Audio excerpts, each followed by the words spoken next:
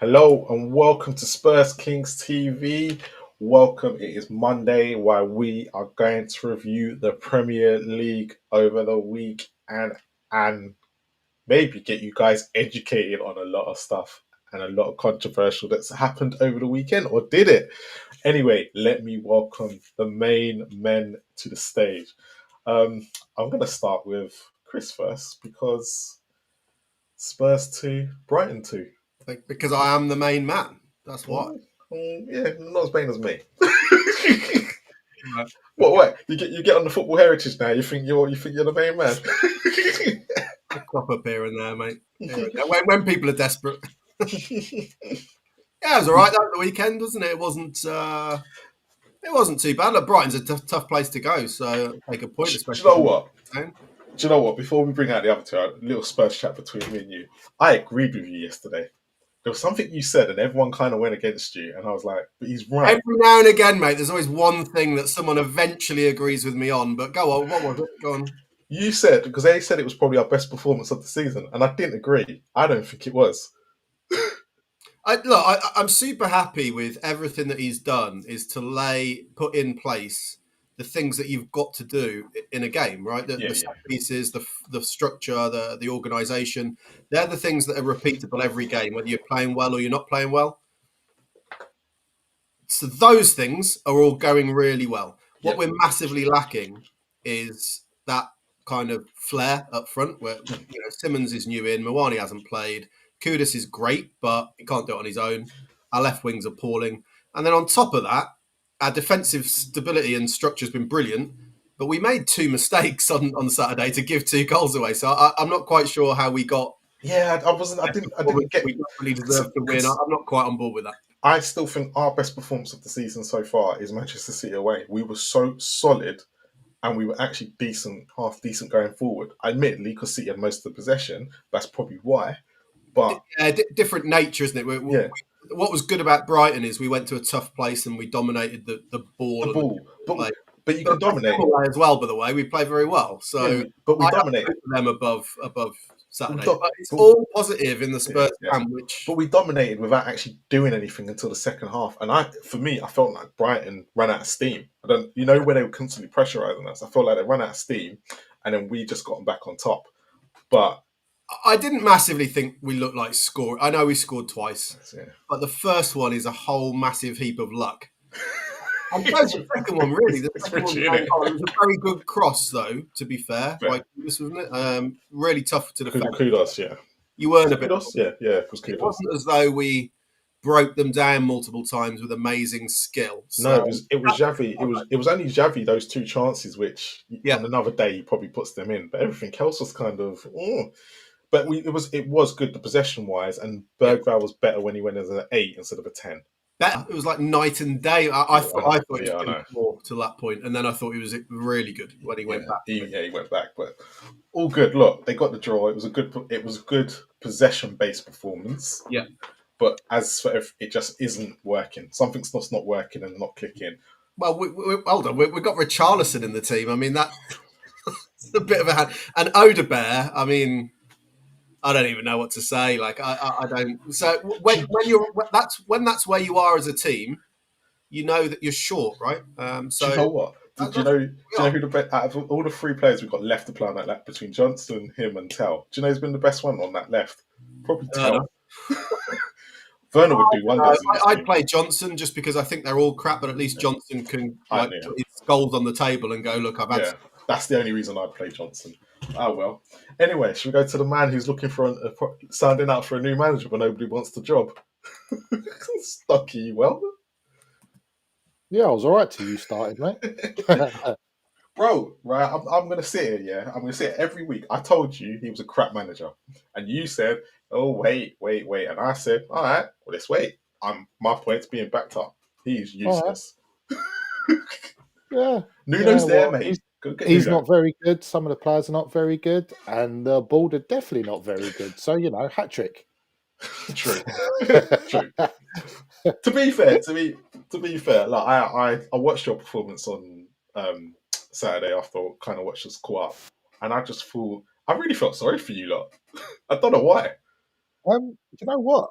We were a little bit better generally, but still not good enough, and still can't defend. Do you know what? When you know you've got to score 2 or 3 every game, as soon Yeah. as you concede one, you're like, oh, that's fucked it. So it happens. If you like, I just quickly, I always get the niceties out of the way. But if you were to employ someone new, would you keep Potter until a certain point, or would you? Who would be your full guy? Who would be the next guy to come in and you think could do at least Well, something? well, do you know what? It's being realistic about it, and Mm. I'm sure you boys have heard the things about Sullivan. I don't think he's ever paid for a manager. He's always got freebies. So, Levy Esque. you still kind of paid for some, didn't you? No, Did you not pay for Mourinho or Conte or no anyone like that? Thomas Frank. We paid for That's good. Poch. That was good. So when you pay, Yeah, but we've you had get how many managers have we had, Chris? yeah, well, we pay loads for them, but that's always on the way out after they've been. yeah, fair days. So basically, it looks like at the minute, I believe it is Nuno. Would you take But I Nuno think, though, because of the way he was? He's very much like Moyes. yeah, kinda. But apparently, he's got some legal issues with Forest. Could you imagine?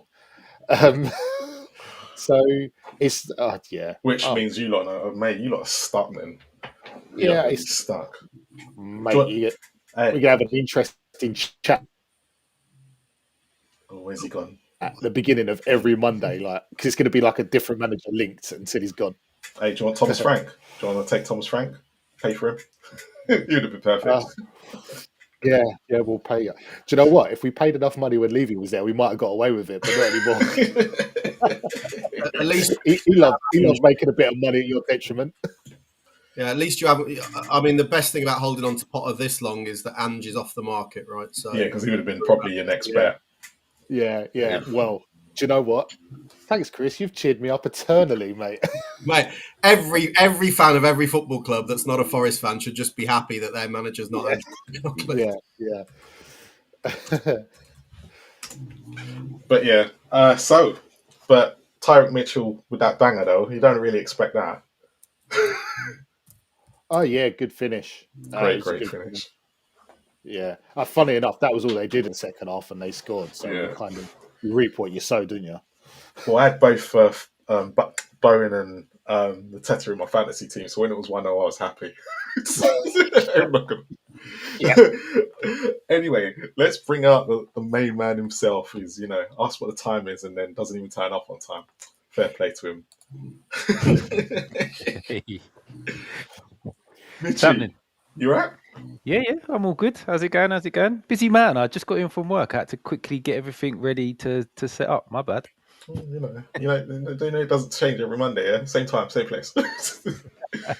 Hey, it's just because I don't hear nothing. I'm just double checking just to make sure I'm not sat here and no one else turns up that I've missed a bulletin or something. So I'm not gonna lie, I missed your performance yesterday because I was too busy watching your rivals. So yeah, it's good you did, because you wouldn't have probably seen the rest of your Sunday because you would have fell asleep. But hey, it wasn't good. Both teams set up quite negatively, I would say, defensively, making sure they don't concede too many goals, and definitely making sure they didn't get too many shots on target. So yeah, it was one of the worst games of football I've watched in a very long time. Did my boy play? Yeah. Your boy played. See, when he's not playing well, Newcastle don't play well. Just saying. He was probably actually the best player on the pitch. So probably was the best player on the pitch, to be fair to him.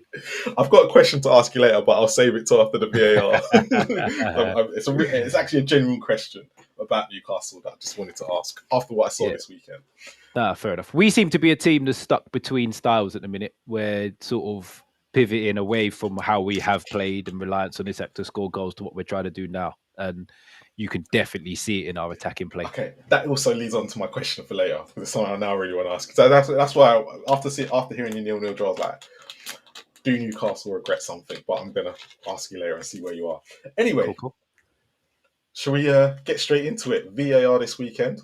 Before we carry on, there wasn't at one point I thought we weren't going to have a first half an hour of this show because it seemed to be proper quiet. But this is what, do you know what? Just going back to it, because I had argument with VAR last week, didn't I? Sunday on the Spurs review, and it was like complaining. But are we getting to the point where actually, when you look at VAR as a whole, they actually don't get involved as much as what people like to say they do? Because I was watching this weekend, and I think I could only find 4 VAR incidents. The rest were all correct. They were offsides and stuff. And then the 2 that we're going to talk about, some will say it's 50-50, some will say it's not. But we'll get into it. But how, like, I'll start with you, Stocky, before we go into what we want to talk about. How are you, like, we do this every week. How are you feeling about VAR now? Has your mind changed since we started doing this? No, it's not really changed because it was always like that. But I will say, as a match going supporter, I've noticed it a lot less in the ground, which was one of my main gripes. Like, I think the whole VAR and going over it's very much a television thing. Yeah. But I've noticed it a lot less in the ground, which is only a good thing. It's really weird because I went to 2 games last year. No, was it 2 or 3? And Spurs ones, but maybe because it was Spurs and I didn't have I forgot VAR was there. So yeah, it'd be quite, for someone who goes more weeks than I do, it is quite interesting to see. Mitchie, what's your feelings of VAR and everything now? Has it changed since we started doing this?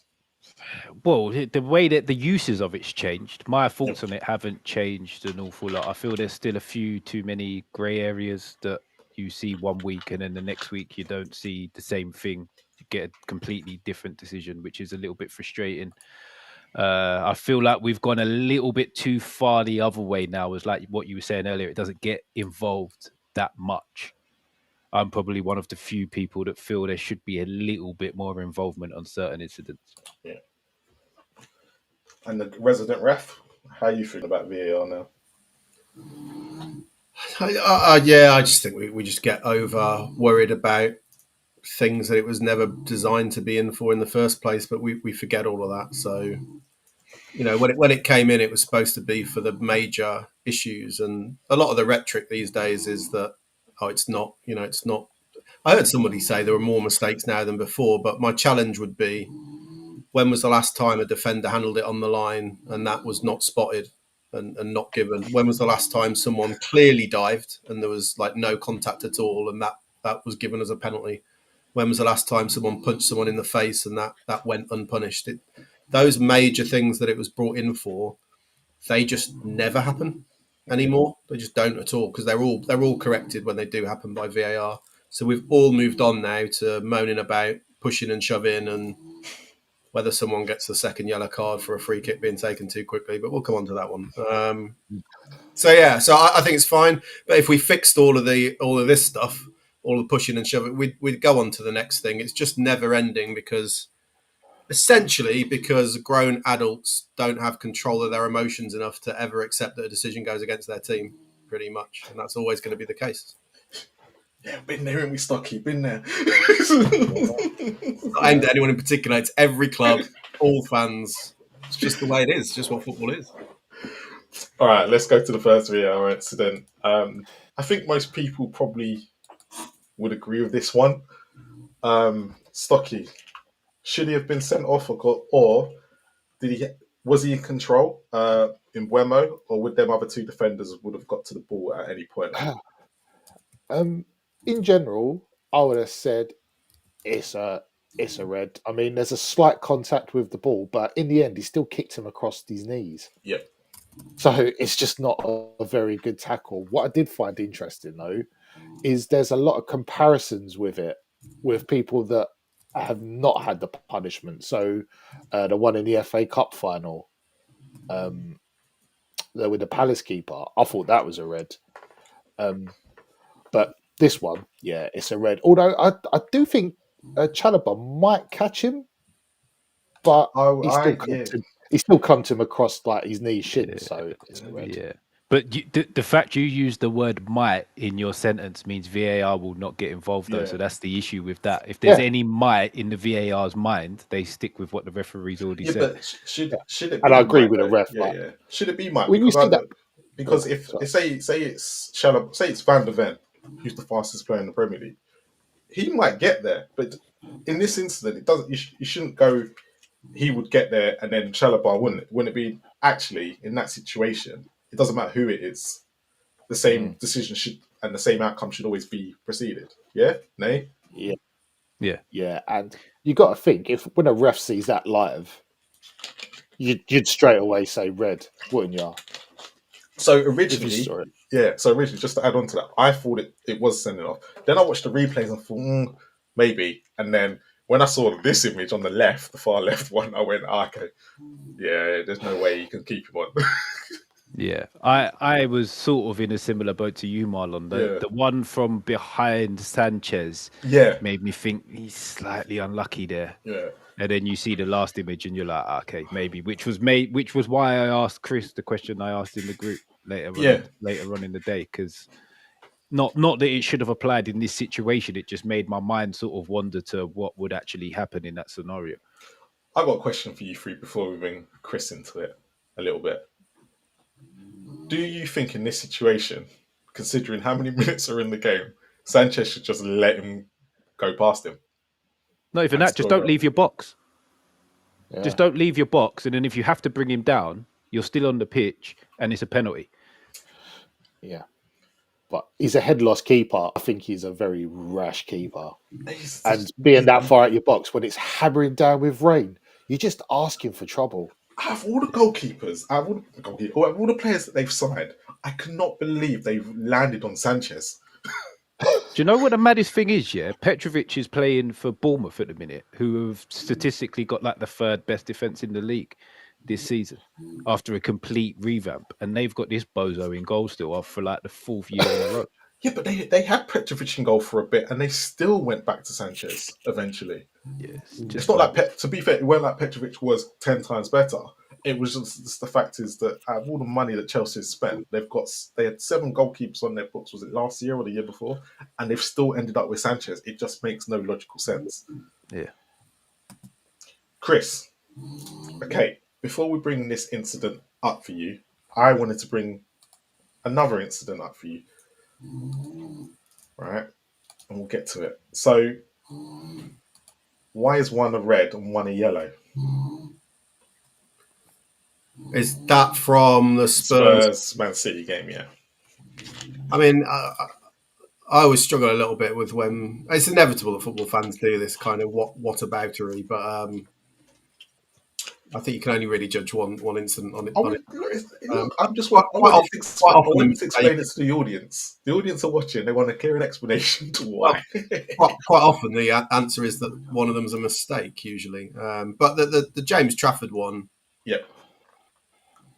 I mean, it's quite a lot happens there. I mean, whether it's denying an obvious goal scoring opportunity, I can't remember now exactly the pace of the ball and the direction players were running.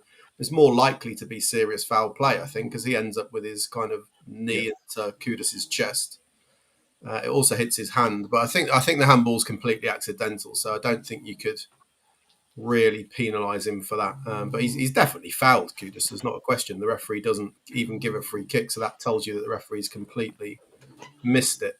I think there's probably too many elements of doubt there when the VAR are looking at it about are the defenders going to cover or not. They're a bit closer, aren't they, to Kudus? One of them is, yeah. Yeah, but you would say the closest defender in the Chelsea one is the furthest away defender in the Man City one, if that makes sense. Yeah. I mean, the City one, I'd have to watch again, if I'm honest. I just thought it was a shocker that he didn't even give a free kick. The United one at the weekend, first of all, on Sanchez, it's his indecisiveness that costs him, isn't it? Because if you look at he's got a really good starting position, and it doesn't really matter what he does. If he comes for the ball, he'll get it. Or if he goes back, that's fine. But he goes back and then comes, right, and it's too late by then. So that's what costs him. In terms of the decision, I think most referees are giving it as a straight red. I don't think it's massively controversial. But I did say to my mate who's a United fan, I could see why. Ultimately, it just comes down to a matter of opinion, doesn't it? So Mbeumo has nicked the ball past him. And it's just a really simple question. Is Mbeumo almost certainly going to get to that ball before the Chelsea defender? If the answer to that is yes, then you send him off. If the answer to that is I'm not sure, you should probably caution him. So I think there is an argument that can be constructed that's kind of hard because it does just fall down to opinion. So if the referee was here or a referee was here going, well, no, I think it's a yellow card because I think the Chelsea player is going to get there, you might disagree, but it's kind of hard. It's not a matter of fact, is it? It's just an opinion. So I kind of think both decisions are justifiable, but I think a red card is probably the most expected outcome in this scenario. So it's fairly, a fairly non-controversial one, I think. Yeah, it was straightforward. I think where me and Mitchie were coming from at the time when we watched it back again, we were like, oh, maybe not, but actually, a couple still images over the weekend that have come and gone, oh, maybe, and it's probably gone. Yeah, we both said sending off. Yeah, didn't disagree with it. It was just a case of when you watched it back and it was like, because VAR obviously going to watch it back, aren't they, and just confirm that he's right in the decision. Yeah. I mean, bear in mind that VAR are looking for a clearly and obviously incorrect decision. So when it comes down to that opinion, they're not going to get exactly. Yeah, it's definitely not. And when that, you is it? I just when raised two actually. separate replays and come with two separate answers, you know that it's not clear and obvious. Yeah. But, I mean, this is a good example where we want consistency from referees, but I think certain decisions you can justify multiple outcomes. So I think you can justify yellow, and I think you can justify a red. So I don't think you can argue massively whichever way it goes. But I think it is worth bringing it up because I was just, when I thought it through, I thought it's a fascinating scenario that I don't know the answer to, that Mitch kind of brought up in the chat. And I was talking to my mate about this today. So let's say here that the referee sends him off for denial of obvious goal scoring opportunity. But let's say the Chelsea player's another 5 yards further on and the tackle's a bit worse.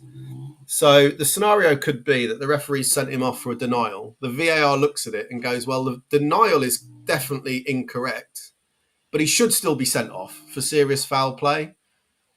I don't know what happens in that scenario. Honestly, I will try and find out because I imagine my gut feeling is you've got to send him to the monitor because what you get sent off for, it does matter because of suspension lengths and things.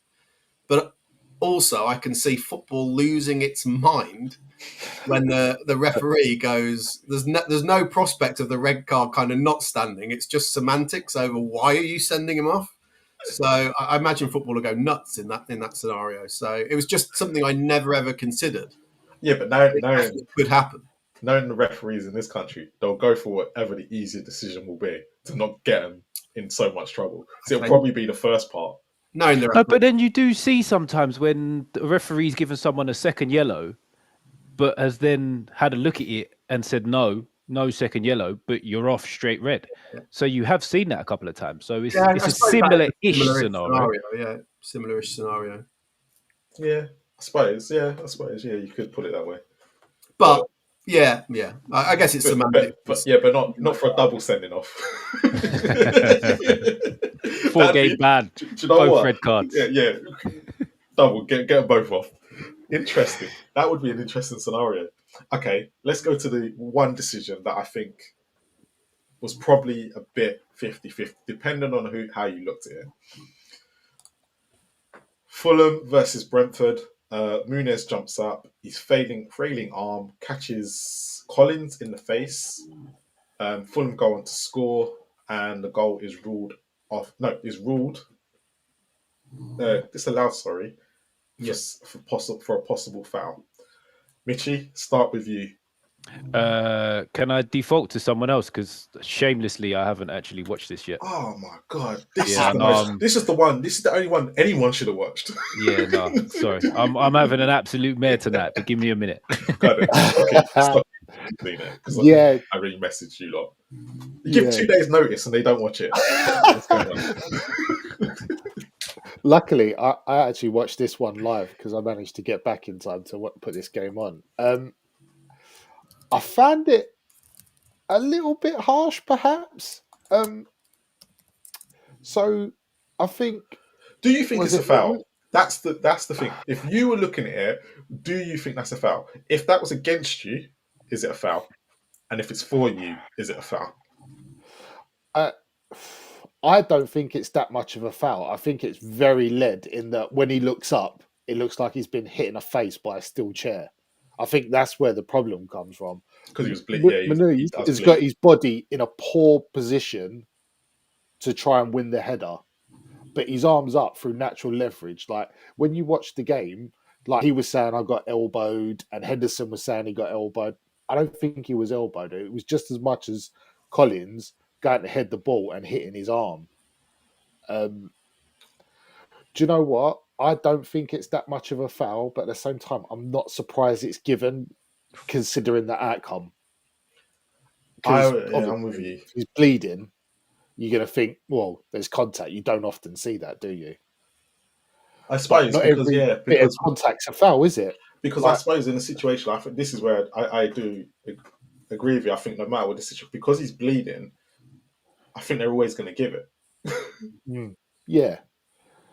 Even if because you've seen situations before where someone's probably trod on someone by mistake and they've given it as a foul. Yeah, and you have to be totally dispassionate with the finish as well, like because a lot of people are going, "Oh, so, when people say, oh, it's a great goal, don't rule it out." It's like, no, that's got nothing to do with it. You've got to clear that from your mind. It's just what happens with his arms. Yeah, I know Chris is probably going to give some reason why it is a foul, but for me, it's not a foul. It was so accidental. And in one of those, and I know that doesn't come into play, but Collins is just standing there, man. If there's not blood on his face, he probably doesn't go down. Nah, come on. I know I've only watched this quick, but first viewing on this, Muniz has gone up for the header, not won it with his head. Hit Collins in the face. The ball's then hit Collins and it's dropped back to Fulham and he's gone through and scored. If he wins it with his head, I'd probably be in the camp of not a foul. He doesn't. Foul, and man. His arm stops Collins from heading it away. It's a foul for me. No, that's not a foul. He stopped Collins from winning it clean because Muniz his jump is horrendous. He's not even jumped into the fly. Yeah, but me and Stocky both said that it was terrible. Yeah, so it's his arm that stopped Collins heading that 20 yards back down the pitch. Collins ain't heading that. Because he's hit him in the face. It's just hit Collins' back and dropped to the Fulham player. I can't. That's a foul for me. No, I don't think it is. I think it's so soft. I'm sorry, I do think it's so soft. Yeah, I think VAR's done well here. I'm not going to lie. Unlike the other game that Fulham were involved in, where the goal got disallowed, where he done Chelsea. It was Fulham Chelsea, though, wasn't it? Yeah, he tried to do the pirouette and stood on his foot. I don't think that's a foul, but this one is. Go on, Chris. Explain why this is a foul, mate. Well, we should say big up to everybody who's just joined us from the Spurs 5. So that's very good of them to redirect to us. On this, I mean, I'm comfortable that it's a foul. The one thing I would say is I've only seen it from this angle, so I didn't quite get a clear understanding of the force that he's put into it. But I've got some new information from you guys. I didn't know he was bleeding. That gives me some idea. But I'd like to see it from a different angle. I'm comfortable it's a foul. His face was popping. It was quite funny. I shouldn't laugh, but it was quite funny. Because when you see the incident, you don't expect that much blood to be coming out of him.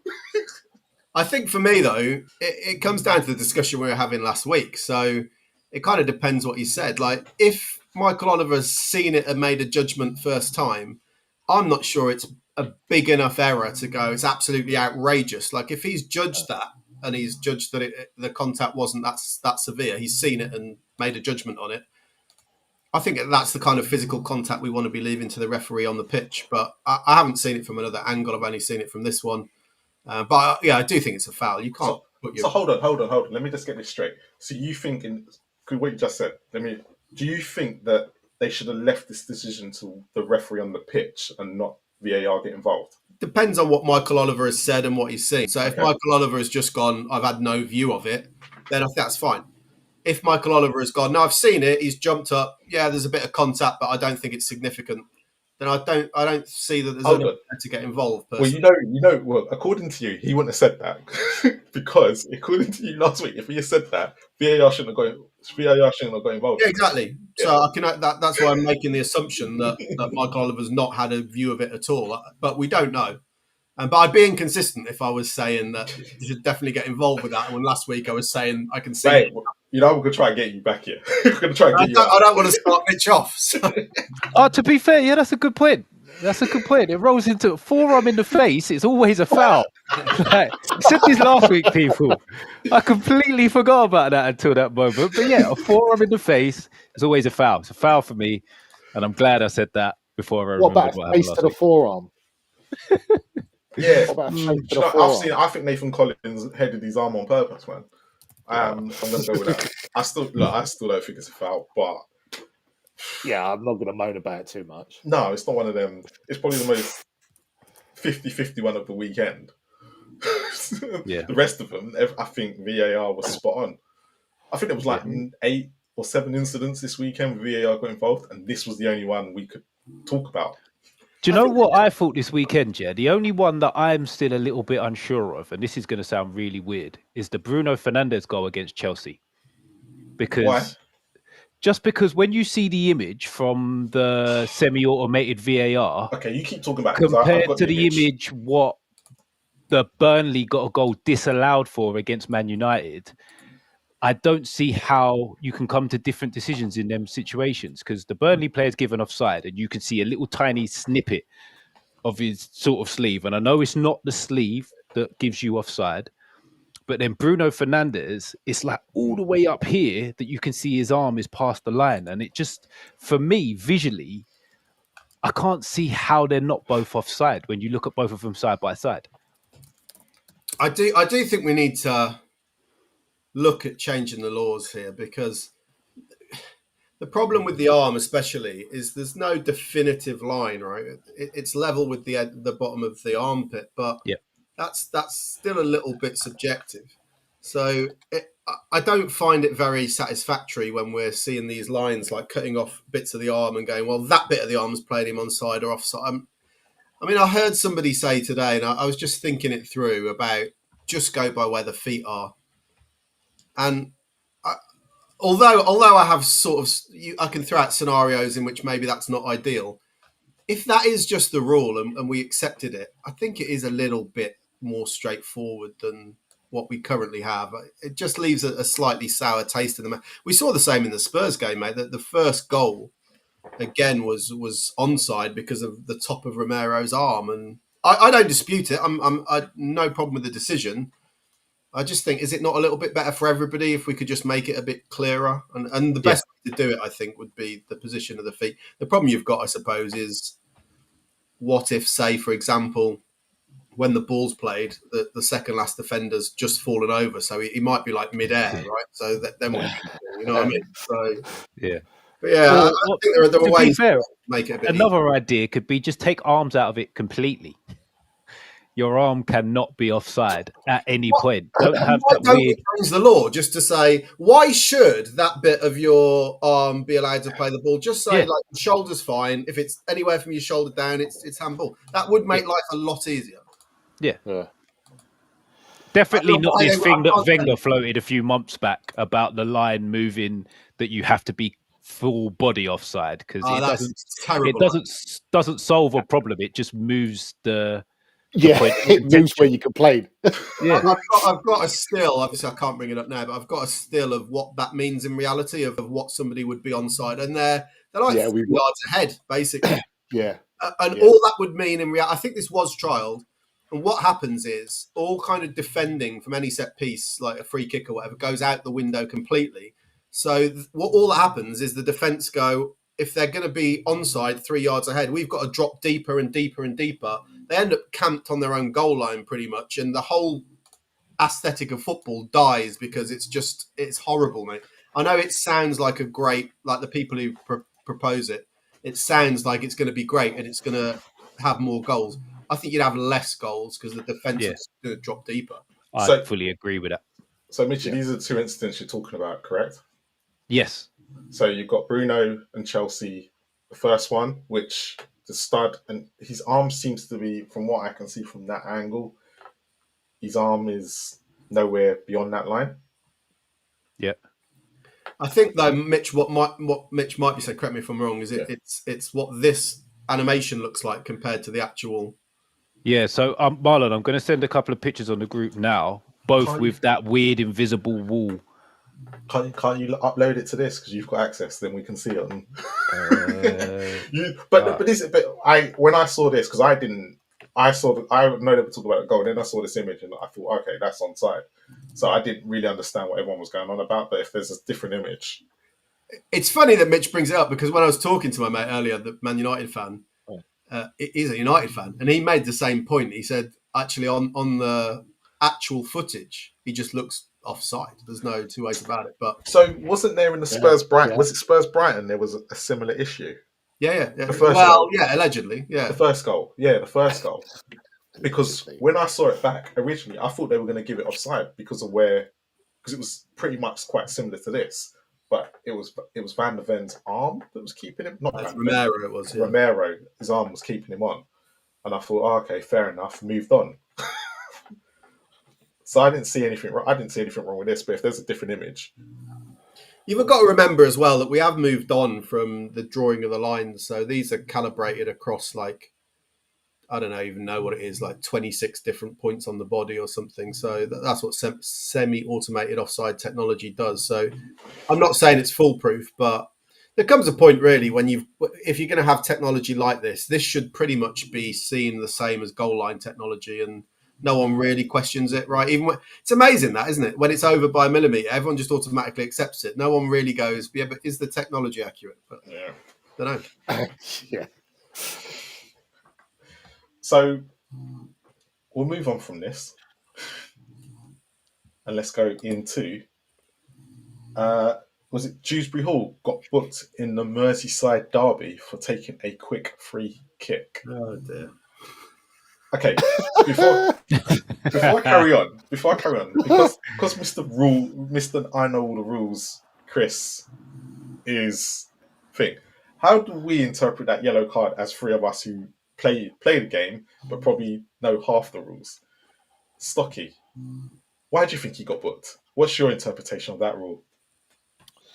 I always assumed that play restarts on the referee's whistle, and you can ask if you can have a quick free kick. I always thought you had to do that. Yeah. Maybe he's not asked and just taking it, but it's one of them things. Like players would do it all the time, and you don't notice it on the telly. But it was quite. Sorry, he's falling asleep. What we're talking about? Yeah. Yeah. I don't know. I assumed maybe the referee he didn't ask the referee, or maybe he said something. I don't know. I thought so. This is how I saw it as. Usually, when the referee gives awards the free kick, I think if he asks or the referee will communicate to him, do you want to take it quickly? If he says no, I believe then he has to wait on the referee's whistle to then take that free kick. That's my interpretation. So he should have been booked because the ref doesn't even blow the whistle. Like, I might be wrong, but that's how I always thought it was a booking. I didn't understand what everyone was going crazy about. Michi? That was my interpretation of the rule. Yeah, I'm in a similar boat. It's either he's been told numerous times that wait for the whistle when he's just carried on taking quick free kicks, or what Stocky said. Once the referee's sort of whistle in the air, which basically says wait for my whistle, when he's just taking the free kick, he's yellow card. Chris, how close are we, and how close are we being correct, or how wrong are we? Dog. So the law actually says that the referee just gives a signal. So that could be anything. It could be a whistle. It could be an arm. It could be a go on. I'm pretty confident. I can't give you really any evidence apart from my experience and having watched what happened and a bit of a hunch. I'm pretty confident what's happened here. And basically, it is for taking it too quickly. But it's not taking it too quickly. It's for not listening to the referee's instructions, right? So I don't know the nature of the conversation. So he might have gone. For what happens a lot, for example, is the team who have conceded the free kick will say, is it on the whistle or not? And as a ref, if you have then gone, you'll tell the player, wait for my whistle. So what are you going to do then if they ignore that? Well, I don't think you should caution them initially. But I'm very confident that if you go back earlier in the half, you see him warn Dewsbury Hall because exactly that happens. So I don't think this is the first time. I think this is the second time that Dewsbury Hall has done it. So I fully understand why the refs done it. At the end of the day, if a player's not going to listen to you, what we're going to say, you can just ignore the referee completely. So I completely back the referee here with one small, not caveat, but if I was his coach or assessor, I'd sit down and want to understand more. Why are you so worried about it being on the whistle when the free kick's on the halfway line? Like when it's around the box and someone's going to shoot. I used to, in my early career, be obsessed with you've got to give the advantage to the attacking team. So almost always, if they said, "Can I have it quick?" I go, "Yeah," and I just move out of the way. But you know what happens if it goes in the top corner? All hell breaks loose. So I learned as part of my own refereeing, it's much more satisfactory generally for the control of the game if it's somewhere they're going to shoot, just for you to exert your authority right from the beginning. Don't let them ask, just go, right, this is going to be on the whistle, because that gives you the time to march the wall back, control everything. Everybody's ready. Now you can go. Everyone's happy with that scenario. So that's the best way to manage those. And I learned that the hard way myself as referees. It's not a mistake to let them take it quickly, but you're just courting controversy unnecessarily, probably. So I fully that is the scenario almost every time when it's taken near the box. I don't get really why you need it to be on the whistle when it's that far back. I can't answer that question. I find that a little puzzling. But nonetheless, if he's told him and it's his second time. To be fair, I think only on the point of why it needs to be on the whistle from that far back, he can still play it into a dangerous area in the final third. But that's less. He's not going to shoot and score, is he? No. So that tends to be the problem, because when you allow it quickly by the area when they're going to shoot, normally or pretty often the keeper's one side of the goal, like lining the wall up or whatever. So the keeper goes absolutely bananas, which I can totally understand. That's not going to happen here. You're not going to have a wall, so you just don't really need. I don't think you need to do it. But having done it and having said to the player for the second time on the whistle, and having been ignored once already, I can understand why the referee's cautioned. I've got no issue with it. And the blow up afterwards is a bit disingenuous, I think. The likes of Grealish going, "I've never seen it before and it's outrageous." Yeah, is it really? Is it? Grealish ain't played much recently, so he might have missed a few years off. If you've been told twice and you've still done it, then yeah, you kind of I took it as he should have been booked and nothing else. I didn't see anything wrong with it. I was like, these. I wouldn't do it after one, though. I wouldn't do it after one. I think it's fair enough to give someone a warning, right? Because maybe they didn't even hear you the first time, right? So just go over and say, "Look, I said on my whistle. I don't appreciate you ignoring me." And so when the second one comes in, there was one other one, by the way. So that's a slightly unusual one. It's a fairly straightforward bit of refereeing, but we don't see it very often. There was one other one I'll just bring up at the weekend that we also don't see very often, which was in the Tottenham game where Lucas Bergvall got pulled up for, is it a corner or a free kick? I can't remember. Corner, and he ran around the back of the thing. You're not allowed back. Yeah, you're not allowed back on the pitch. You're not allowed to run off and back off. That's another rule. It was funny as hell though because everyone was laughing. Yeah. I had the exact same. I remember it happening so clearly to me in a cup game once, and they tried to do it, and I stopped them, and I heard them shout over to the coach, "Oh, the ref won't let us do it," so they'd obviously planned it, but unfortunately for them, they'd planned it without bothering to read the laws of the game, because you can't just run off the field. You can if it's just part of the game. So the one that springs to my mind is when Gareth Bale scored, I think, in the Copa del Rey final, and he skinned the guy, and to get round him, he runs off the pitch and back on. That's perfectly fine. It's just part of the game. That's not a problem. But when you're doing it deliberately to try and gain an advantage like that, it's actually, I've heard people say he should be cautioned. I disagree, because the law says he should be cautioned if you do it and gain an advantage from it. But because the ref stopped the corner being taken, he hasn't gained an advantage. So I think the referee refereed it really well. He just saw it, didn't let the corner be taken, because at that stage you probably do have to caution him. So he's just said, "No, wait," and then told Bergvall, you can't be doing that, which I suspect Bergvall probably knew, right, from his reaction when he just laughs. But it's an unusual one. All right. I've got two questions, one for Mitch and one for all of us, and then I'll get to your 2 takeaways from the weekend. So my first question to all of you is: did you see the Blackburn versus Ipswich game at the weekend, or heard about it? I know what happened.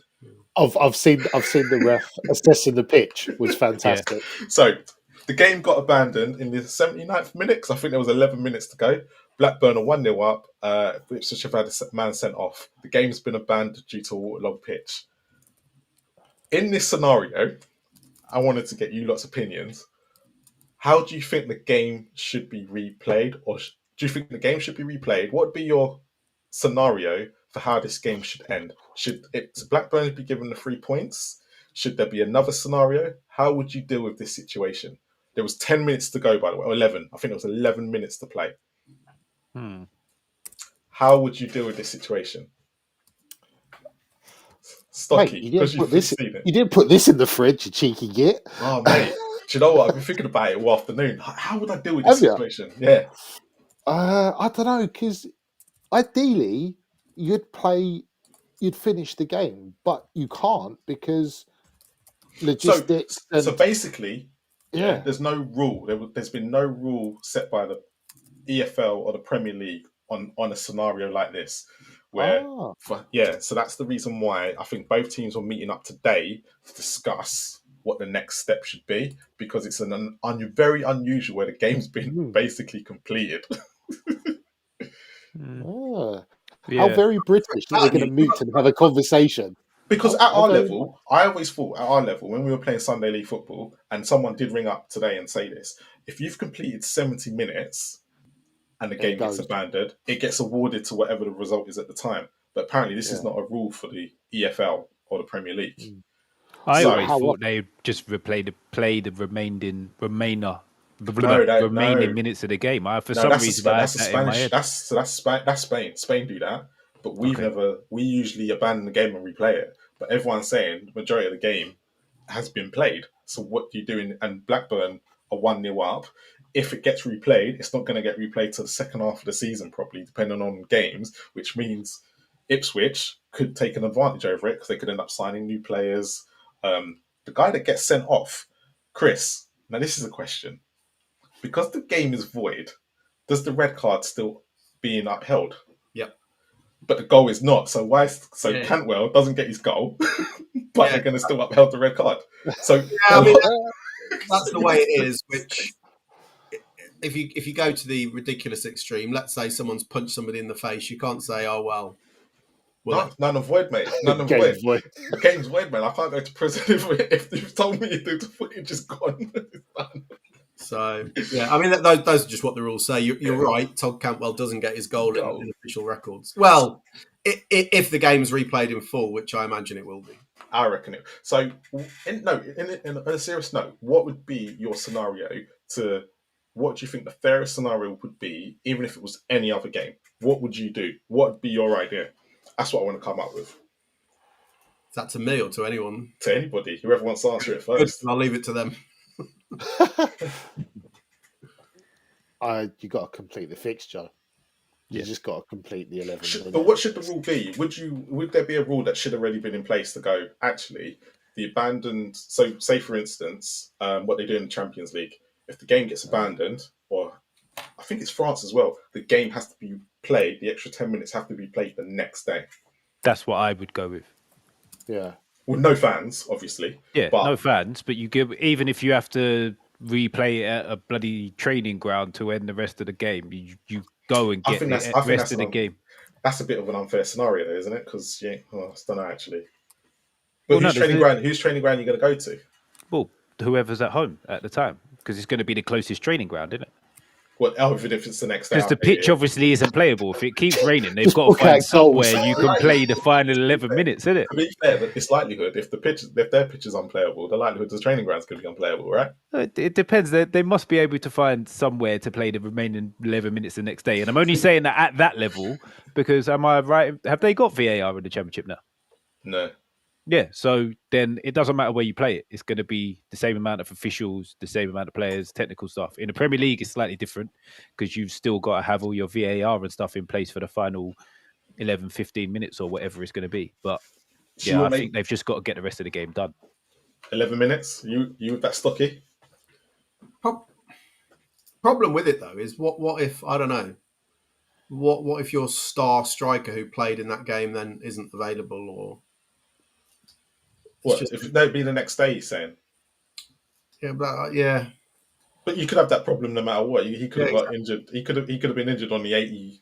He didn't have to be injured in the game, right? He could have just gone out and slipped over and broken his leg that evening. But he knows he's playing the next day, so I get that, and that's always going to be an issue.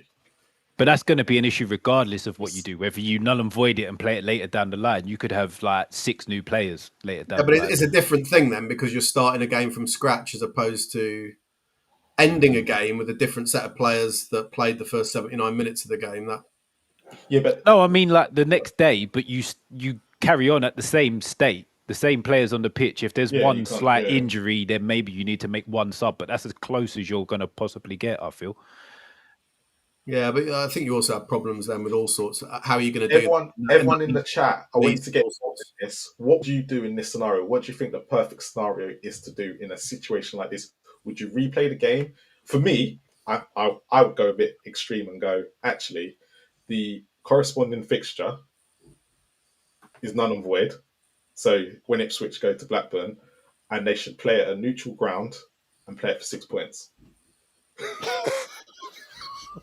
Yeah, but that only works the first half of the season, doesn't it? No, Marty.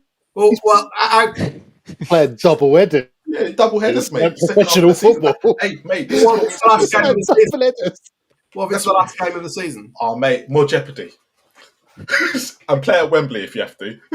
So one team's already won 3 points, and you're going to say because it rained 6 months later, we're now going to take that. No. Yeah, so they don't get because the game's not finished. So at this present moment, yeah, but they can't play for 6 points if they've already won a game. Someone's already won a game earlier in the season. But and it's last day of the season. They can't. No, but if it's last day of the season, that means you've already played that team once. That result is in. You can't null and void that result because the second result doesn't get finished and then give someone 6 points. Okay, if they've already played them once. Okay, yeah. But it's unlikely to happen in the second half because what's the most... Marlon, this is England. We can get torrential downpour at any time. Well, the worst case scenario is... Ipswich made a very good point in this, right? Because they said, at this point, it was played at Blackburn. It's not Ipswich's fault that their pitch was unplayable considering... they're trying to get into the Premier League. This thing doesn't happen at our level. Why all of a sudden is the undersoil heating not working? Or the drainage? So Blackburn have actually... It can happen with any sudden downpour. I've seen it before. Yeah. It makes it interesting because Burnley and Man United both played in the same conditions. So Burnley's just the other side of the Pennines and they played the full game. So they said this was the other thing. Within 10 miles of Blackburn, there was 4 other games being played. And they all got finished.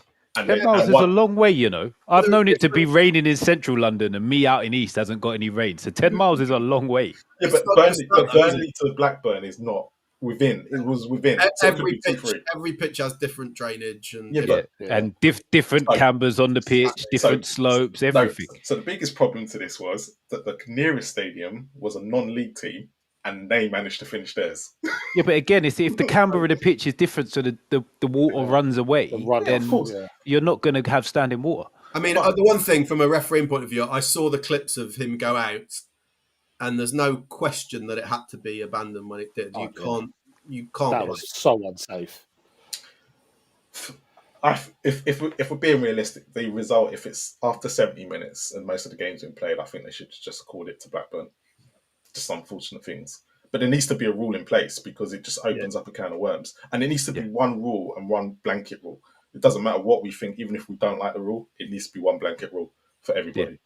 I think that's right. They should make a rule that fits all leagues from Premier League down and stick with it. To stick with it because the fact there's no rule. Well, to be fair, the fact there's no rule in place is like, hold on, especially in this country, considering Spain, France and all them don't have as much rain as we do, but yet they've got a rule in place and we don't. It's quite odd. Usually we just abandon the game and replay it, but in this situation, the majority of the game was played. Yeah, I don't have a major problem with it, but I suppose it would be more egregious if it was 5-0 and then you have to go and replay it. Right, that would be really unfair. Mate, you'd get a game called off on purpose, mate, if that was the case. I mean, I have, Chris's refereeing stories. I have been in games where teams have deliberately made me abandon a game by reducing their team down to less than 7 players. Yeah. I knew it was coming, fortunately, but yeah. But the stupid thing about it, I won't go massively into the story, but the stupid thing about it was the only reason why they played in the first place was they thought they'd get away with not getting a ban or losing the points. Was absolutely ridiculous. So the second that they went down, I had to abandon the game. It's not for me to decide. So I got all the home team going, well, what's going to happen? I'm like, I don't know. I just make a report. But I didn't know what happened. They just awarded a 3-0 win to the other team. It's exactly what happened. Okay.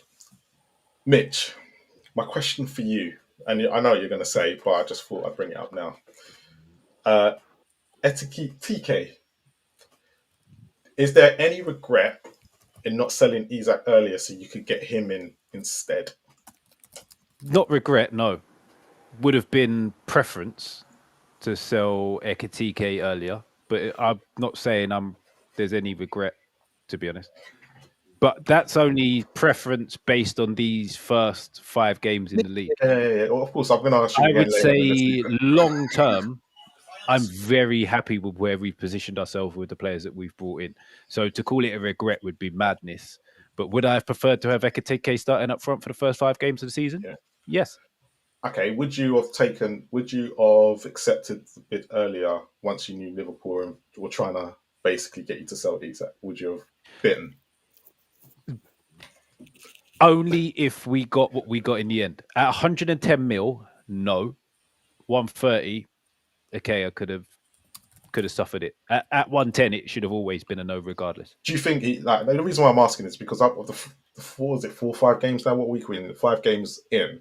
What we've seen of him, he would have been perfect for you guys. Correct? Yeah, he would have fitted in spot on. And I've said this all along, and I haven't changed my story. Once Isak leaves, Ekitike was next in line for a plug-and-play striker.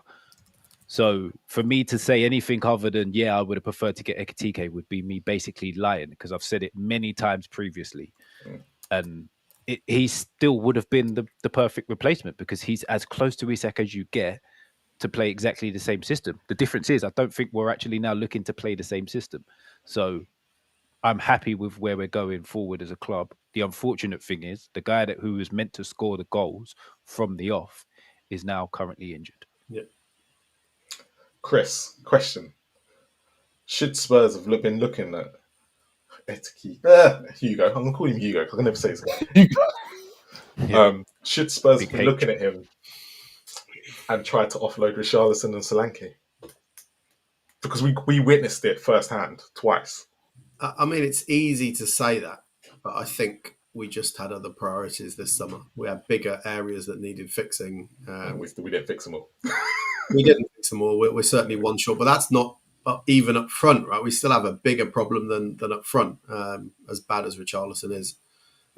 Also, Solanke's not being fit's not helped. I'm not saying he's the best player in the world, but he's going to be interesting when he comes back because we've now is he going to be one of them players where we go, oh crap, when they're missing, you miss them. They're more valuable to you when they're missing to when they're playing. I make the heart grow fonder. Joe Willock. That is Joe Willock for Newcastle fans right now. Everyone has them. Everyone has them. Whenever they're not playing, everyone will go, oh my God, we missed them. And then when they come back, oh yeah. Well, I mean, I don't know. I think most people would think that when Richarlison's the guy who's stepping in, that's the problem. But we were the same with Richarlison, I believe, when with Solanke last year. We were like, only if we had Richarlison. No, I've never said that. Richarlison puts in thinkers every week, but because he scores in like a worldie every 2 months, then people are like up in arms about him. But he's a terrible footballer. I don't think Solanke's amazing, but I'm hopeful that working with Thomas Frank, we might see a better Solanke than we saw the last couple of. Well, we've only had him one. We've had him 1 season or 2 seasons. 1 season. I think when he's fit. I think what you get with Solanke, and you can build around that. I think what the problem is with Solanke, and I don't know why he tried to do this, he came in and tried to be like Harry Kane and played two positions, and we didn't need him to do that. He tried to be a number 10 and a number 9, and we only needed him to be a number 9. And I'm Which is hoping why that Frank I'm gets really there. looking forward to seeing him under Thomas Frank, because Thomas Frank's teams get a lot of crosses in. But Richie's okay in the air, but he's so weak, honestly. It's not even. He's very good in the air. The problem is he doesn't get himself in front of a defender to get in those positions, so he becomes pointless. Yeah, no, I totally agree. And if there's any contact at all, he's throwing himself on the floor, isn't he, and rolling around like a giant. When things like that in his way, yeah, he's just so annoying. It's so insufferable to watch. It's like even when your own fans are going, "Oh, just get up!" Like it's pretty bad. But look, I don't think Hugo. Big H. Hugo was on our radar really, just because we had. We've got Mawani as well. He was on our radar last year. He was. Yeah, but I mean, does he fit into your wage structure though? That's the biggest question here, because he doesn't fit into ours, which is why we didn't try and push for the deal even further before Liverpool came in. Well, he's on over 200 grand, I believe. Really? I will find out the answer. Well, that was a big risk. Wow. Our highest is on 160. Ooh, impressive. Our highest is 160. It's exactly the same issue we had in contract negotiations with Isak. He wanted more than we can pay. Richie, I'll tell you this. He's on 200 grand. Before, 200 grand, there you go. Yeah, about a month ago, yes, he was out of it. And then a certain person left. So we don't know now. We have no idea. Fair we're going big in the next window. We're signing everyone. Yeah, we know Newcastle are going to come big next year. So we're like, got to stop them now. And that last comment that you brought up, Marlon, to reply to hello. Yeah. I'm actually not, and Stocky will probably back me up on this. I've always been against just spending money to move forward. And I'm actually quite happy that we've got to try and build the right way. So I'm not annoyed that we can't pump loads and loads of money in. The thing I am slightly annoyed by is that it seems that they've made it to restrict teams breaking into that top bracket. It's not designed to make you run your club properly. If it was just run your club properly, I'd be fine with it. It just seems like we're actually hamstrung a little bit more than we should be. Yeah, I suppose so. I think that's a massive conversation for like when we've got more time for it, because that that's very pertinent. I'd say. If you probably feel it the most, West Ham. No, I just look at it from a competition thing, actually. Because it is an interesting conversation, which we'll have to save for another day. Anyway, your two takeaways. That's a great question, though. To be fair, let's go for the two takeaways now. The weekend, Mitchie, because Stocky went last week. What is your biggest takeaway? What have we learned from this weekend from the Premier League? What I've learned from this weekend. Okay, so I'm going to go from the Chelsea-Man United game. It's something we spoke about briefly last night as well on our show. That this league, when you look at a Chelsea-Man United game, both teams down to 10 men, is lacking real quality mavericks. The guys that grab the game by the scruff of the neck and win their team the game single-handedly. For me, in any game of football, if both teams are down to 10 men, there's that much more space on the pitch. The best player on the pitch should be the one that goes, right, forget what's going on. I'm going to go and win this game on my own with this extra space. And we didn't see anyone really do that in that game whatsoever. And I thought it was pathetic considering where the two teams have been over the years. And that should have been, if I'm going to be honest in that situation, that should have been Bruno Fernandes. Should have been. 100%. When you look at both teams, that should have been Bruno Fernandes. Question then, and this everyone can join in. Do you agree with that? But two, do you think it's the systems that we now play in the Premier League is the reason why we don't get the Mavericks anymore? Has Pep ruined the Premier League? I wouldn't. Go on, Stocks. You go first. I'll say no. I don't think Pep's ruined it. I think it's just that's the fashion at the minute. Like. Managers want to. I said this last night as well. Managers want to control as much as they can. You limit the variables. Yeah. Well, funny enough, I would say that like there's such a defensive thing. Like if you don't concede a goal, you're always in the game, and possession's 9/10 of the law.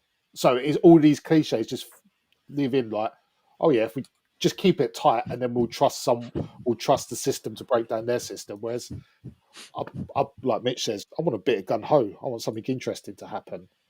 Yeah, but are you then not asking for Ange Postecoglou football? No, not at all. No, that's dead. Not at all. No, but that's gung ho football as a whole. Like, say you like Chelsea yesterday. Yeah, they were down to 10 first. They got back in the game, and it didn't look like anybody wanted to try and do anything exceptional to try and win the game, apart from Reece James a little bit. But do you think that was But weirdly, he was stuck out wide right. Do you think that's due to because their Maverick was gone off injured? Yeah, but there can't just be that one Maverick. These are all top level players. If I was playing football on a Saturday afternoon, I would expect. In fact, I was one of those players that if both teams were down to 10 and we needed to win the game, I would try and do something, use that little bit of extra space to try and win the game. And I would expect at least one other player in my team to go with me on that, and none of them did it. For me, it was pathetic. We can't answer that person, can we? We'll answer that person. Well, no, I was just going to ask if he was the one sent off. Potentially, that was also an option.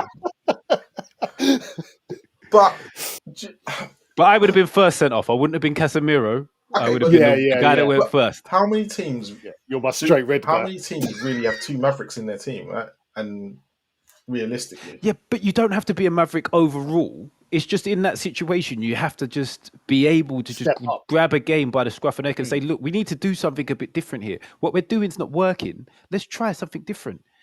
Like all of these players are like top level of talent. Why can't one of them just step up and be counted? Because I think what the problem you've got is because most players that are now signed, you have to be functional in a system that works instead of thinking outside the box. So a lot of these players now can't. Cole Palmer is probably the difference. When I look at him, I don't feel like he plays to a system. He plays by himself. It feels like he's playing down the park and he plays his own game. But Bruno Fernandes for me has to play to a structure and a system. The one at the moment at Man United is not working for him. Noted, but if he plays, he's got to play a number 10, but he won't go out of that. He won't go pick the ball up from midfield. Where I look at Harry Kane would probably do that. Where Sonny probably wouldn't take the game by the scruff of the neck, but he was more of a functional player in a system. But he was good at being a functional player. Robots. This is the thing. I think mostly everyone is. The prime example at the moment, and I don't know if this is going to be long term, is Newcastle is it Voltemerde? I think he's very functional, but he won't be someone who'll take a game by the scruff of the neck. And I don't think Isak is either. And you've just sold him for 100 and something million. He's functional in a system. Yeah, no, I agree on that point. I don't think either of them can take the game by the scruff of the neck. Isak is reliant on the service he gets, and I think Voltemade is reliant on the players around him when the ball comes into his feet. So I agree on that. Hold on. But Jacob Murphy would do it, right? In fact, Jacob Murphy is the type that would probably give that a go. But no, in all seriousness, I don't think the Premier League, especially the Premier League nowadays, is not made up of those type of players. I don't even I look at Manchester City of the past, and you're looking at De Bruyne, and probably that's it. Haaland ain't going to take a game by the scruff of the neck, but he's a wonderful goal scorer. David Silva back in the day, yeah, and it's very rare. But you have seen Haaland try and do it when they're down and it's not working. You have seen him just try and bulldoze through players, but that is what I'm talking about. Forget the system for a couple of times. I think, right, I'm just going to go and try and score. And but I look at someone, I don't. But someone like Jack Grealish anyway. Jack Grealish is the prime example of that, where he if you gave him the freedom of the pitch, we'll say New Goodison Park right now, he would do it. He probably would do that. But if you gave anyone else in Manchester City that scenario, they probably wouldn't do it. They'd probably go, hold on, no, Pep's told me to play this way and I've got to play this way. No, I feel like Doku would as well, to be fair. I don't know. He played well. He did play well yesterday. He's still got that Maverick gene in him.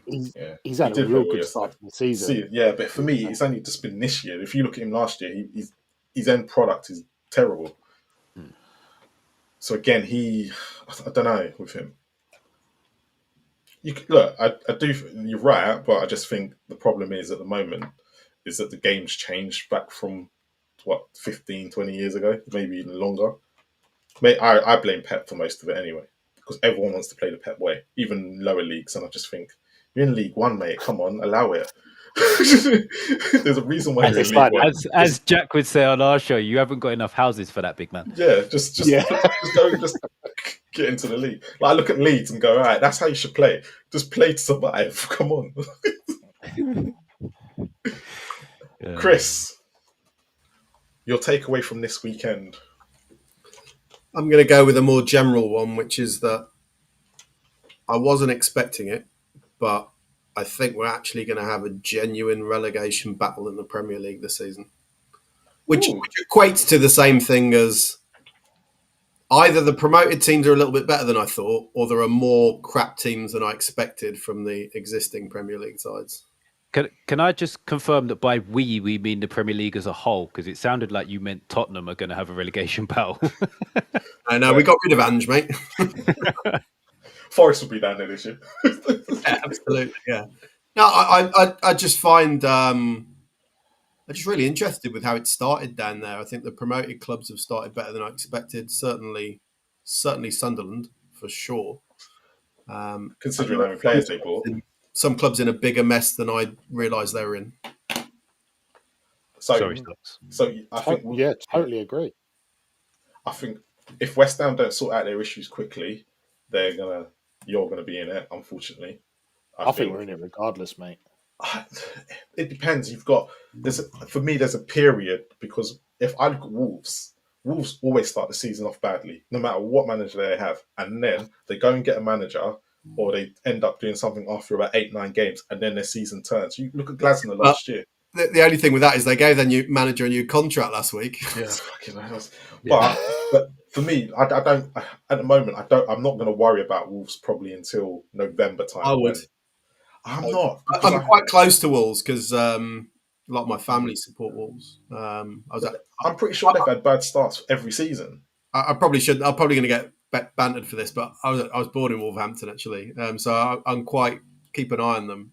But they're in a mess because they remind me of Tottenham from last season. So their owners came in a number of years ago when they're in League One, invested relatively heavily, brought in some great players that we've seen over the years that got on to much better things, and they just haven't replaced them at all. The owners have given up. The owners don't care at all. So the owners. Isn't that down to what's his name though? The agent. He's not there anymore. Jeff Shee. No, the football agent that had a stake. Oh, yeah. That's Jeff Shee, who owns the club through a company called Fosun. Which was Ronaldo's agent. He was Portuguese. George Mendes. George Mendes, yeah. And he's not there. And then since he stopped, the players stopped coming. Yeah, because Jeff Shee doesn't care and Fosun don't care. So Jeff Shee and Fosun just sort of see Daniel Levy. Right? It's so, honestly, it's so analogous, and the fans are up in arms. They hate the owners. The players, there's just such a lack of quality in that team. So if we were looking at it now, because I look at Glasgow last year with Palace, well, you got to remember he didn't get his first win until October, and now the man hasn't lost for 10 games. So if I was to say to you guys now, who is most likely to be the three that go down from what you've seen so far? Who are your three? I'll go first if you want. I say confident. I mean, confident in my opinion. Who knows how it'll turn out? I would go right now. Wolves are, I think, much more of a mess than I expected. So Wolves, I would say Brentford and Burnley would be my three. Okay. Oh, interesting. Go on, Stocky. I'm on the fence with Burnley. I reckon they've got something about them. I reckon they're doing a right job down there. I think they might have something about them. No one's going for Villa, no? I haven't even really. West Ham are really shit. If I was just to ignore them for a minute, I would say Brentford. Yeah. I think the other two will be better than Leeds. I think Sunderland and Burnley will finish above Leeds myself. So I think Wolves are in trouble. West Ham are in trouble. I've picked 4. I'd say anyone from them 4. I only asked for 3. So we get this at the end of the season. Trying to avoid my hurt. Richie? Wolves, Forest, Leeds. Forest. Love that. Forest Love that. Leeds. I did say on a different show, fairly not long after Ange got appointed, I did say that I don't expect Ange to last the season. I still stick by that, but I'm almost tempted to be a bit bolder. I'm not 100% sure that Ange sees it through to the first Forest Tottenham game, and that is in the middle of December. Oh, come on, that's nice. He'll see that game. Wow, that's He'll bold. see that game. Yeah, it's Chris. I know you hate him, Chris, but you'll see that game. I don't. If you'll see the second fixture, I'll give you that. You will see the first one because they'll get a good Europa League run there. Then, on that, I think it will be Leeds, Burnley, and West Ham. Those will be my three. I don't think West Ham are going to bring in a manager that the fans want, and that would just be another massive problem. I think the owners are done. Can we ask Stocky? I mean, they seem to be split from what I'm reading between Bilic and Nuno, right? Yeah, but Nuno is. Are the fans going to accept Nuno and his football? That's going to be one question. And Bilic, has he still got it? With no Payet, he was awful after that. Yeah, but that was a real clusterfuck. With all of Payet going and whatnot, and that was also the first season at the Doom Bowl. So I don't know. What I read today that Nuno's got legal issues with Forest, which could prevent him, and apparently is expensive as in terms of staff. Like Sullivan don't like spending on managers, as it's been well documented. I don't know. We're going from a very small pool. Isn't Potter quite renowned though for going on mad runs? Yeah. So he loses like 6 or 7, or doesn't win for 6 or 7, and then actually wins like 6 and draws 1. Do you remember when I said this? That's probably where I heard it, Marlon. I just couldn't. I couldn't remember when he was at Brighton. When he was at Brighton, I remember at the beginning of the season. I remember Brighton were top of the league. Everyone was raving about Potter. He should be this and that. I was like, what the hell? And then all of a sudden, they lost. They couldn't win for 2-3 months. But he picked up so many points at the beginning because they've relegated. All the other teams just didn't pick up enough, and then he picks up points at the end. And what I found with Potter is he used to get away with a lot. I remember when Brighton booed him. He hadn't won a home game for 3 months, and I remember people talking like, Brighton should be careful what they wish for. They should be appreciating Graham Potter, but he wasn't pulling down trees. I think he had one good season with them, and the rest he was avoiding relegation. They got rid of him. Look how they're doing now. Yeah. Well, they are 16th at the minute, Marlon. Yeah, but I'm talking about as a overall picture. Yeah, but they haven't lost to a top 6 side for nearly the whole year. They've had some hard fixtures. They haven't won away, but I'm just saying. But you look at the 2 managers they've had since Potter. They've all gone on to do well and taken the team to the next step. Even this one. I'm just not a fan of Potter, and I'm glad he got the West Ham job. I'm not gonna lie. Well, we're rivals. I can't be completely nice to you, Stocky. Oh, we're rivals now. We're rivals. Apparently, I only ever hear that we're not your rivals. We don't care about West Ham, but we're rivals. That's good. From someone as much Tottenham clat as you, Marlon, I'm delighted to hear that. No, you're not our main rivals. There's Arsenal, then Chelsea, then we'll think about you lot. But we're kind of, like I said, you're like our little brother that we kind of. I'm so joking. You are. Look, it's the 3 fixtures we look forward to. All right, you can have that. Yeah, fair enough. Yeah, fair enough. But if we lose to you, Stocky's happy because this was said earlier in the chat, Marlon. You've now just called West Ham your rivals. Yeah. That's you in it, Stocky. No. So yeah, relegation battle this year, and I forgot what Rip said now. What was your one? Oh, the Premier League Mavericks. Yeah. Can I just give a little shout out for Arteta going all defensive, then realising, oh shit, I've got all these good players on the bench. Maybe you should have started them. What a dick. If Arsenal played like that, if they had that second half performance in the first half, Yeah, they would but win. They had the yeah. opportunity to lay down a marker. No, the And I thought problem. he fluffed No, that. the only thing the problem I feel with that is if Man City don't take off Haaland and Arsenal go that attacking, I think Manchester City just open them up. I think it was down to what Pep did more than what Arteta did. I think in the Pep got first half, Pep got to a point where he went once he's taken off Haaland and they literally lost everything City going forward and they went, all right, we'll try and hold on for the 1-0. If Arsenal go and bring on attacking players, which they did, the game's always going to change. Where if Manchester City had the better players on and Arsenal have gone attacking, Manchester City are going to open them up. Yeah, no, I agree with Stocks on this. I think Arteta got it wrong again. That doesn't mean I think Pep got it right. I thought Pep also got it wrong. Yeah. But in these situations, I've said for a very long time, Arteta picks the wrong tactic too many times in a season to win the league, and he's proved me right twice already this season, both against Liverpool and against Man City. To be fair, and it's cost them. They're 5 points off Liverpool already. I'll give them the benefit of the doubt against Liverpool. They were 10 minutes away, and it took a great free kick to really realistically beat them. So basically, the plan he laid out failed in the end. But yesterday, Manchester City are a difficult one. They are, because you don't know what Manchester City are going to turn. Because last year they smashed them 5-1.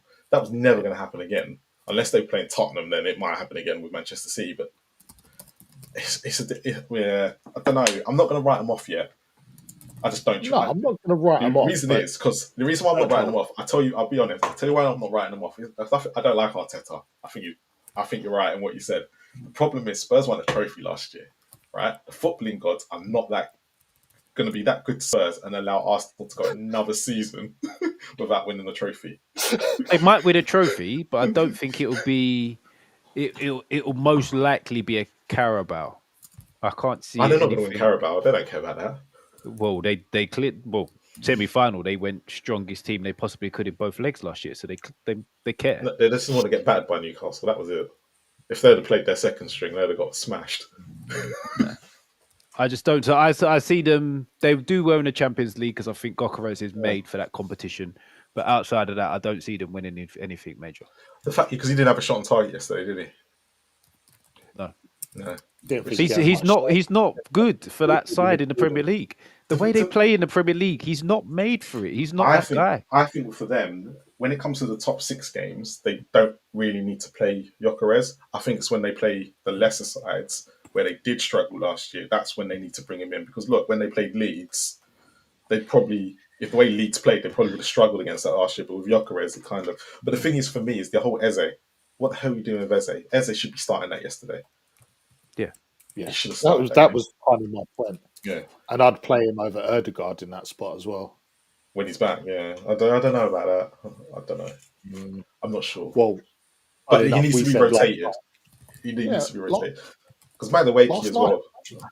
Play Rice, Ødegaard, and Eze. Rice can do all that holding stuff, and then just go out and intimidate teams. Yeah, but he has to play to his system. I can see that a lot of people were frustrated with Arteta yesterday. I wasn't because I was happy as I wasn't either. I was more frustrated with Pep for allowing him to. Donnarumma, I don't know what he's doing for the goal. I thought he had a great game though. He did. I thought any other keeper they could have wilted under all of them set plays, but all them. He's a strong goalkeeper, isn't he? He's a strong goalkeeper.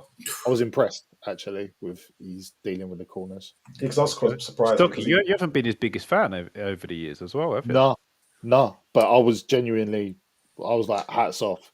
I think last year, this is going to sound really weird, but Donnarumma improved last year. Because I remember I weren't his biggest fan. I thought he flapped at crosses and whatnot. But I thought last year for PSG, he was a massive game changer for them.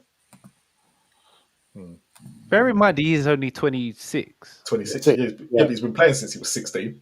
Yeah, it's not like we're talking about a fully, obviously he's had loads of big games, but goalies aren't normally at their best at 26. So yeah, true.